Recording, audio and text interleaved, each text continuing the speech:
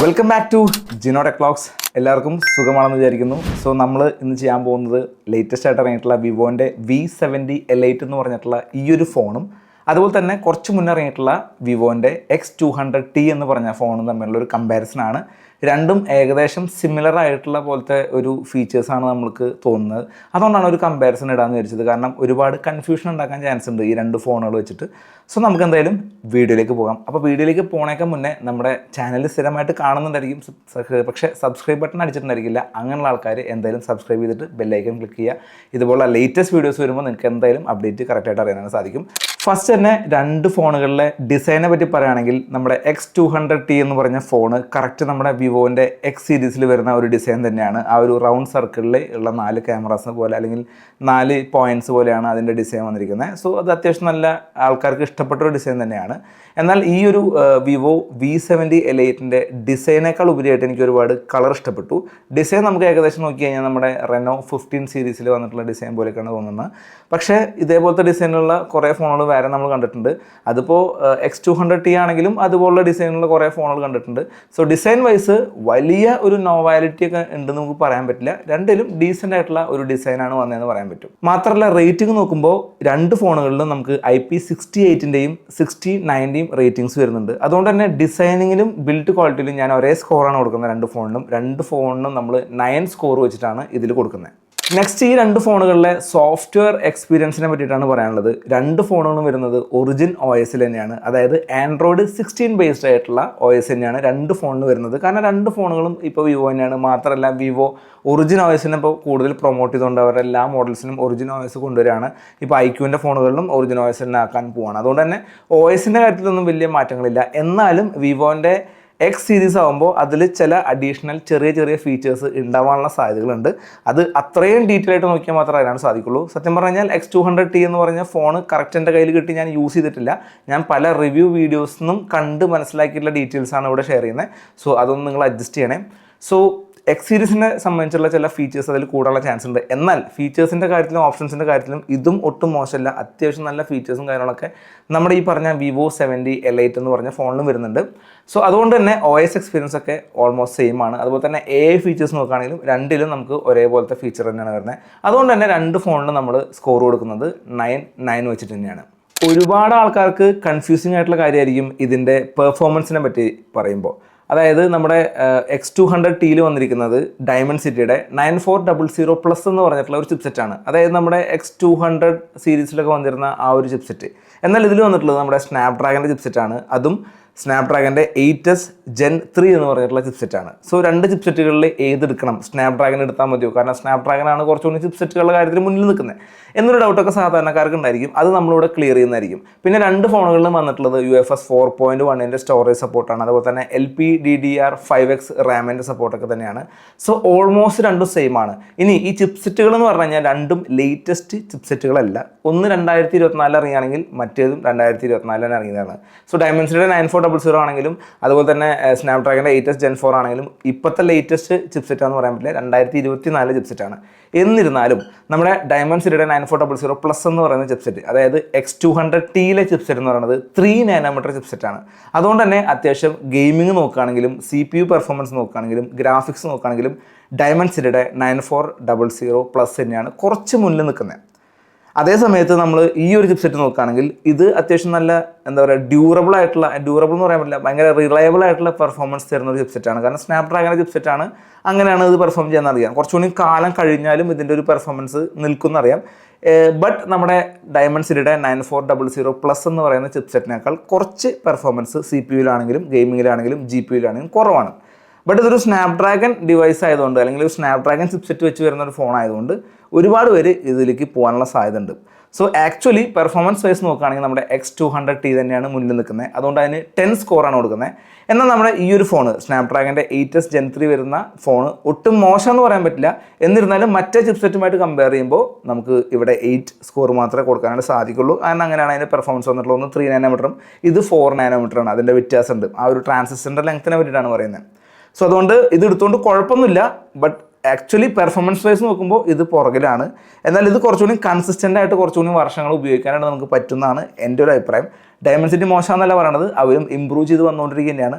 എന്നിരുന്നാൽ ഡയമൻസിറ്റിനെ വെച്ച് നോക്കുമ്പോൾ ഇത് കുറച്ചുകൂടി ബെറ്റർ ആണെന്ന് എനിക്ക് തോന്നി. ഇനി നമുക്ക് X200Tയുടെയും അതുപോലെ തന്നെ വിവോ V70 Liteൻ്റെയും ബാറ്ററി പെർഫോമൻസിനെ പറ്റി പറയുകയാണെങ്കിൽ ഡെയിലി ലൈഫിൽ നമുക്ക് ഒട്ടും അതിൻ്റെ ഡിഫറൻസ് മനസ്സിലാക്കാനായിട്ട് സാധിക്കില്ല. X200Tയിൽ വന്നിട്ടുള്ള ബാറ്ററി എന്ന് പറയുന്നത് 6200 mAh ആണെങ്കിൽ ഈ പറയുന്ന വിവോ V70 Liteൽ വന്നിട്ടുള്ള ബാറ്ററി എന്ന് പറയുന്നത് 6500 mAh ആണ്. സോ രണ്ടിലും ഓൾമോസ്റ്റ് സെയിം ആണ്. ഒരു 300 mAh ഡിഫറൻസ് ആണ്. അത് കാര്യമായിട്ടൊന്നും മനസ്സിലാക്കാൻ പറ്റില്ല. അത് രണ്ടും സെയിം ആയിട്ട് തന്നെ ആയിരിക്കും ഓൾമോസ്റ്റ് ആക്ട് ചെയ്യുന്നുണ്ടായിരിക്കും. ഇപ്പോൾ ചാർജിങ് ടൈം ആണെങ്കിലൊക്കെ സെയിം ആയിരിക്കും. രണ്ടിലും നമുക്ക് 90 വാട്ടിൻ്റെ ഫാസ്റ്റ് ചാർജിങ് സപ്പോർട്ട് വരുന്നുണ്ട്. ചാർജർ നമുക്ക് ബോക്സിൽ അവൈലബിൾ ആണ്. എന്നാൽ ഈ ഒരു ഫോണിൽ നിങ്ങൾക്ക് വയർലെസ് ചാർജിങ് സെറ്റപ്പ് കിട്ടില്ല. X200Tയിലാണെങ്കിൽ നമുക്ക് വയർലെസ് ചാർജിങ് സെറ്റപ്പ് കിട്ടും, അതും 40 വാട്ടിൻ്റെ. സോ ആ ഒരു വയർലെസ് ചാർജിങ് നിങ്ങളൊരു ഹാബിറ്റായിട്ട് കൊണ്ടു നടക്കുന്ന ആൾക്കാരാണ്, നിങ്ങൾ സ്ഥിരമായിട്ട് വയർലെസ് ചാർജിങ് ഉപയോഗിച്ചിട്ടാണ് ചാർജ് ചെയ്യണത് എന്നുണ്ടെങ്കിൽ അവർക്ക് ഈ ഒരു ഫോൺ എടുത്തു കഴിഞ്ഞാൽ അതൊരു നെഗറ്റീവായിട്ട് ഫീൽ ചെയ്യാനുള്ള സാധ്യതയുണ്ട്. ഇത് വലിയൊരു പ്രശ്നമായിട്ട് എനിക്ക് തോന്നുന്നില്ല, കാരണം ഞാൻ വയർഡ് ചാർജിങ് ആണ് എപ്പോഴും യൂസ് ചെയ്യാറ്. കാരണം എനിക്ക് അങ്ങനെ ഒരു എക്സ്പെൻസീവ് ആയിട്ടുള്ള ഒരു ചാർജർ വാങ്ങിക്കാനും എൻ്റെ പ്ലാനിലില്ല.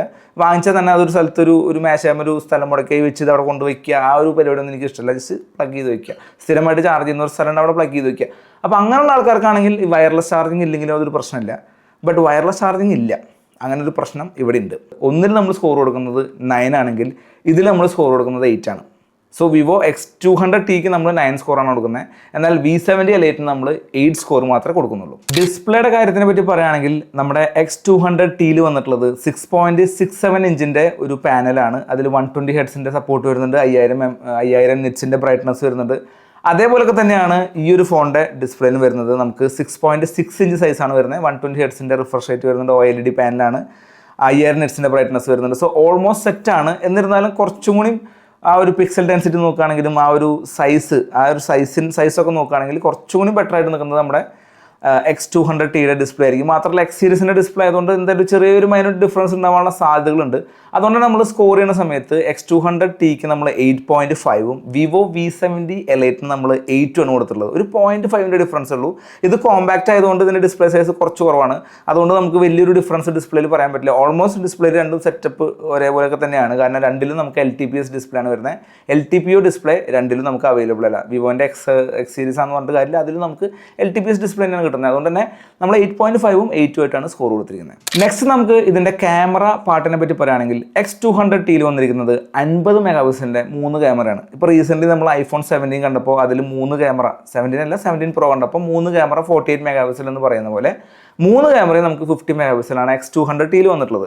ഒന്ന് 50 മെഗാപിക്സലിൻ്റെ മെയിൻ ക്യാമറ, പിന്നെ ടെലിഫോട്ടോ ലെൻസ്, പിന്നെ അൾട്രാവൈഡ്. ഇത് മൂന്നും ഒരേപോലെയാണ് വന്നിട്ടുള്ളത്. അതുകൊണ്ട് തന്നെ അത്യാവശ്യം നല്ല പെർഫോമൻസ് അതിൽ കിട്ടും. എന്നാൽ ഈ ഒരു ഫോണിൽ നമുക്ക് ആവശ്യം ഉണ്ട് എന്ന് തോന്നിയ മെയിൻ സെൻസറും അതുപോലെ തന്നെ ടെലിഫോട്ടോ ലെൻസും 50 മെഗാപിക്സലാണ്. എന്നാൽ അൾട്രാവൈഡ് 8 മെഗാപിക്സലുള്ളൂ. അപ്പോൾ അൾട്രാവൈഡ് കൂടുതൽ ഉപയോഗിച്ച് ഫോട്ടോ എടുക്കുന്ന ആൾക്കാരാണ്. ഫോട്ടോയിലാണെങ്കിൽ പിന്നെയും മാനേജ് ചെയ്യാൻ പറ്റും, പക്ഷേ വീഡിയോ ഒരു ക്വാളിറ്റി ലോസ് ഉണ്ട്. അതുപോലെ തന്നെ വീഡിയോ ഒരുപാട് അൾട്രാവൈഡ് ഉപയോഗിച്ചെടുക്കുന്ന ഒരാളാണെങ്കിൽ 8 മെഗാപിക്സൽ അൾട്രാവൈഡ് കൊണ്ട് വലിയൊരു കാര്യം ഉണ്ടാവും എനിക്ക് തോന്നുന്നില്ല. മാത്രം അൾട്രാവൈഡിലെ വീഡിയോ നമുക്ക് HD 30 FPS മാത്രമേ സപ്പോർട്ടുള്ളൂ. 4K 30 അല്ലെങ്കിൽ 4K 60 അല്ലെങ്കിൽ HD 60 ഒന്നും നമുക്ക് സപ്പോർട്ടില്ല. ജസ്റ്റ് HD 30 മാത്രമേ സപ്പോർട്ടുള്ളൂ. അതൊരു നെഗറ്റീവായിട്ട് തോന്നി. ഓക്കെ, സോ ക്യാമറ സൈഡിൽ നിന്ന് ടെലിഫോട്ടോ ലെൻസ് സൂപ്പറാണ്. നമ്മുടെ സെയിം X200ൻ്റെ സെൻസർ തന്നെയാണ് വരുന്നത്, അല്ലെങ്കിൽ ആ ഒരു 50 മെഗാപിക്സൽ തന്നെയാണ് വരുന്നത്. അതുപോലെ തന്നെ മെയിൻ സെൻസർ 50 മെഗാപിക്സൽ തന്നെയാണ് വരുന്നത്. ബട്ട് വൈഡ് ക്യാമറ നമുക്ക് 8 മെഗാപിക്സലേ വരുന്നുള്ളൂ. പിന്നെ അത് മാത്രമല്ല, എനിക്ക് നേരിട്ട് ഫീൽ ചെയ്തൊരു കാര്യം എന്താണെന്ന് വെച്ച് കഴിഞ്ഞാൽ, ഞാൻ കുറേ റിവ്യൂസൊക്കെ കണ്ടപ്പോൾ X200Tയിലെ ഫോട്ടോസിൻ്റെ ഒരു അൽഗോരിതം നോക്കുകയാണെങ്കിൽ നമ്മുടെ വിവോൻ്റെ X സീരീസിൽ വന്നിട്ടുള്ള സെയിം അൽഗോരിതമായിട്ടാണ് ഫീൽ ചെയ്തിട്ടുള്ളത്. എന്നാൽ ഇതിൽ നമുക്ക് ഫീൽ ചെയ്യുന്നത് ഇപ്പം ലൈക്ക് നമ്മുടെ Reno 15 സീരീസിലെ ഒരു ക്യാമറ അൽഗോരിതം ഉണ്ട്, അതിൻ്റെയൊക്കെ പോലെയാണ് ഫീൽ ചെയ്യുന്നത്. അതായത് ഇത് കുറച്ചുകൂടി കളർ ബൂസ്ഡ് ആയിട്ടുള്ള ഫോട്ടോസാണ് തരുന്നത്. എന്നാൽ മറ്റേതിൽ കുറച്ചുകൂടി ഒരു നാച്ചുറൽ ആയിട്ടുള്ള ഫോട്ടോസ് തരാനായിട്ട് നമ്മുടെ X സീരീസ് ശ്രമിക്കാറുണ്ട്. സോ അങ്ങനെ ഒരു ചെറിയൊരു ഡിഫറൻസ് എനിക്ക് ഫീൽ ചെയ്തു. മാത്രമല്ല നമുക്ക് വീഡിയോ നോക്കുമ്പോൾ കുറച്ച് സ്റ്റെബിലൈസേഷൻ കുറവുള്ള പോലെ ഉണ്ട്. അത് നമ്മുടെ X200Tയിൽ നോക്കുമ്പോൾ അതിൻ്റെ റിവ്യൂസൊക്കെ കാണുന്ന സമയത്ത് അതിന് അത്യാവശ്യം നല്ല സ്റ്റെബിലൈസേഷൻ ഉണ്ട്. ഇതിൽ പിന്നെ അൾട്രാ സ്റ്റാൻഡേർഡ് എന്ന് പറഞ്ഞിട്ട് സ്റ്റെബിലൈസേഷൻ മോഡ് ഓണാക്കി ഇടാനുണ്ട്. അതുകൊണ്ട് പിന്നെ കുഴപ്പമില്ല. എന്നാലും നമ്മൾ നേരിട്ടൊരു വീഡിയോ റെക്കോർഡ് ചെയ്യുന്ന സമയത്ത് അതിന് ചെറിയൊരു സ്റ്റെബിലൈസേഷൻ ഇഷ്യൂ ഉണ്ടോ എന്ന് എനിക്കങ്ങനെ തോന്നി. അപ്പോൾ അതുകൊണ്ട് അതും എനിക്ക് പറയാനുണ്ട്. പിന്നെ നമ്മുടെ സെൽഫി ക്യാമറ നോക്കുകയാണെങ്കിൽ X200Tയിൽ നമുക്ക് 32 മെഗാപിക്സലിൻ്റെ സെൽഫി ക്യാമറയാണ് വരുന്നത്. എന്നാൽ ഇവിടെ നമുക്ക് 50 മെഗാപിക്സലിൻ്റെ ഒരു സെൽഫി ക്യാമറ വരുന്നുണ്ട്. അതൊക്കെ പക്ക അവർ സ്ട്രാറ്റജിക് മൂവ് നടത്തിയാണ്. എന്താണെന്ന് വെച്ച് കഴിഞ്ഞാൽ ഈ ഒരു ക്യാമറ നോർമലി നമ്മുടെ ഓഫ്ലൈൻ മാർക്കറ്റിലായിരിക്കും വരിക. സോ ഓഫ്ലൈൻ മാർക്കറ്റിൽ പോയി ഫോൺ എടുക്കുന്ന ആൾക്കാരുടെ കൺസെപ്റ്റിൽ സെൽഫി ക്യാമറ ഏറ്റവും ബെസ്റ്റ് ആയിരിക്കണം. അവർ ഷോറൂമിൽ എത്തിയിട്ട് ചിലപ്പോൾ സെൽഫി ക്യാമറ എടുത്ത് നോക്കും. അപ്പോൾ അത് 50 മെഗാപിക്സലിൻ്റെ ആ ഒരു ക്ലാരിറ്റിയും ആ ഒരു ബ്രൈറ്റ്നസ്സും അൽഗോരിതമൊക്കെ ഉണ്ടെങ്കിൽ കുറച്ചുകൂടി നല്ലൊരു പഞ്ചായിട്ടുള്ളൊരു ഫോട്ടോസ് വേണം എന്നുള്ളത് അവർക്ക് അറിയാവുന്നതുകൊണ്ടായിരിക്കും. ഒരു പക്ഷേ ഈ ഒരു മോഡലിൽ, അതായത് ഇതൊരു ഓഫ്ലൈൻ മോഡലാണ്, മറ്റേതൊരു ഓൺലൈൻ മോഡലാണ്, മറ്റേത് കംപ്ലീറ്റ്ലി ഓൺലൈൻ മോഡലാണ്, ഇത് ഓഫ്ലൈൻ മോഡലാണ്. ഓഫ്ലൈൻ മോഡൽ 50 മെഗാപിക്സൽ കൊടുത്തിട്ടുള്ളത്. സോ ഈ ഒരു 50 മെഗാപിക്സൽ എന്തായാലും ഒരു അഡ്വാൻറ്റേജ് തന്നെയാണ്. മറ്റേത് 32 എന്ന് പറയുന്നത് അത്ര നല്ലതല്ല, കുറച്ച് മുന്നത്തെ സെൻസർ ആയിരിക്കും യൂസ് ചെയ്തിട്ടുണ്ടായിരിക്കും. അപ്പോൾ അതുകൊണ്ടൊക്കെ നോക്കുമ്പോൾ ഇതിനെ ബാലൻസ് ചെയ്ത് വരുമ്പോൾ നമുക്ക് സ്കോർ കൊടുക്കേണ്ടത് X200Tക്ക് നമ്മൾ കൊടുക്കുന്നത് 9 സ്കോറാണ്. എന്നാൽ നമ്മുടെ വിവോൻ്റെ V70 L8 നമ്മൾ കൊടുക്കുന്ന സ്കോർ 8 ആണ്. അതിൻ്റെതായിട്ടുള്ള ചെറിയ ചെറിയ വിഷയങ്ങൾ ഞാനിവിടെ പറഞ്ഞല്ലോ, അതൊക്കെ തന്നെയാണ് അതിൻ്റെ കാരണം. സോ വൈഡിൽ നമുക്ക് എത്ര പേര് ഫോട്ടോ വീഡിയോ എടുക്കുമെന്ന് എനിക്കറിയില്ല. ഞാൻ ചിലപ്പോഴൊക്കെ എടുക്കുന്ന ഒരാളാണ്. സോ അങ്ങനെ എടുക്കാത്ത ആളാണെങ്കിൽ വൈഡ് ക്യാമറ ഒരു വലിയൊരു കൺസിഡറേഷൻ ആയിട്ട് വെക്കേണ്ട കാര്യമില്ല എന്നുള്ള രീതിയിലാണ് ഞാൻ അതിന് 8 സ്കോറിൽ നിർത്തിയത്, അല്ലെങ്കിൽ സ്കോർ കുറച്ചുകൂടി കുറഞ്ഞേനേട്ടോ. സോ ഇതാണ് ക്യാമറയെ പറ്റി സംസാരിക്കാനുള്ളത്. ഇനി നെക്സ്റ്റ് പ്രൈസിങ്ങിനെ പറ്റി പറയുമ്പോൾ വിവോ X200T ഒരല്പം പ്രീമിയം ആ ഒരു സ്റ്റാൻഡേർഡിലാണ് വരുന്നത്. അതിൻ്റെ ഒരു 12GB 256GB വേരിയൻറ്റിന് വരുന്ന സ്കോർ പ്രൈസ് എന്ന് പറഞ്ഞാൽ ഏകദേശം ഒരു 60K ആയിരിക്കും, ഒരു 60,000 ആയിരിക്കും. എന്നാൽ ഇതിന് നമുക്ക് സ്റ്റാർട്ടിംഗ് പ്രൈസ് ഒരു 12GB അതുപോലെ തന്നെ 256 വരുന്ന വേരിയൻറ്റിന് നമുക്ക് ഏകദേശം ഒരു 51,999, അതായത് 52Kക്ക് നമുക്ക് ചിലപ്പോൾ കിട്ടും. സോ അങ്ങനെ നോക്കുമ്പോൾ ഇത് കുറച്ചുകൂടി അഫോർഡബിൾ ആയിട്ടുള്ള ഒരു ഫോണായിട്ടാണ് തോന്നിയത്. നമ്മളെപ്പോഴും ഈ പറഞ്ഞ ഫീച്ചറുകൾ വാരിക്കോരൊന്നും യൂസ് ചെയ്യില്ല. ഡേ ടു ഡേ ലൈഫിൽ നമുക്ക് യൂസ് ചെയ്യാൻ പറ്റിയിട്ടുള്ള നല്ലൊരു ഫോണാണിത്. അതുപോലെ തന്നെ ഡിസൈൻ വൈസും അടിപൊളിയാണ്, പ്രത്യേകിച്ച് ഈ ഒരു കളറ് സൂപ്പറാണ്. സോ ലുക്ക് വൈസും അടിപൊളിയാണ്. അങ്ങനെയൊക്കെയുള്ള രീതിയിൽ നോക്കുമ്പോൾ ഇത് കുറച്ചുകൂടി വാല്യൂ ഫോർ മണി ഫോണായിട്ട് തോന്നി. അതുകൊണ്ട് തന്നെ നമ്മൾ സ്കോർ കൊടുത്തിരിക്കുന്നത് 9 ആണ്. മറ്റേ ഫോണിനും അതിൻ്റേതായിട്ടുള്ള പ്രത്യേകത ഉണ്ട്, അതുകൊണ്ട് നമ്മൾ സ്കോർ വല്ലാണ്ട് കുറച്ചിട്ടില്ല. അതിന് നമ്മൾ സ്കോർ കൊടുത്തിരിക്കുന്നത് 8 ആണ്. സോ വിവോ X200Tക്ക് നമ്മൾ 8 സ്കോറാണ് കൊടുത്തിട്ടുള്ളത്. അതുപോലെ തന്നെ വിവോ V70 L8 നമ്മൾ കൊടുത്തിട്ടുള്ള സ്കോർ 9 ആണ്. സോ ഇനി നമുക്ക് ഓവറോൾ സ്കോർ റിവീൽ ചെയ്യാനുള്ള നേരമായി. സോ ഇതിൻ്റെ സ്കോറിങ്ങിൻ്റെ പരിപാടി ടോട്ടലി എൻ്റെ ഒരു അഭിപ്രായത്തിൽ നിന്ന് മാത്രമുള്ള സ്കോറിംഗ് ആണ്.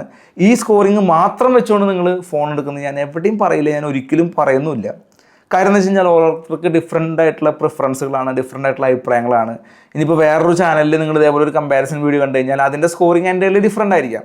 ഞാൻ എൻ്റെ എക്സ്പീരിയൻസിൽ ഞാൻ എടുത്തുള്ള ചെറിയ സ്കോറിംഗ് ആണ്. നിങ്ങൾക്ക് ഏതെങ്കിലും സ്കോറിങ്ങിൽ എന്തെങ്കിലും പ്രശ്നം വന്നു, ഞാൻ എന്തെങ്കിലും പോയിന്റ് മിസ്സായി പോയിട്ടുണ്ട് എന്ന് തോന്നുകയാണെങ്കിൽ നിങ്ങൾക്ക് തീർച്ചയായിട്ടും കമൻറ്റ് ചെയ്യാം. അപ്പോൾ നമുക്ക് അവിടെ ഒരു ഡിസ്കഷൻ അത് അവിടെ നടത്താം.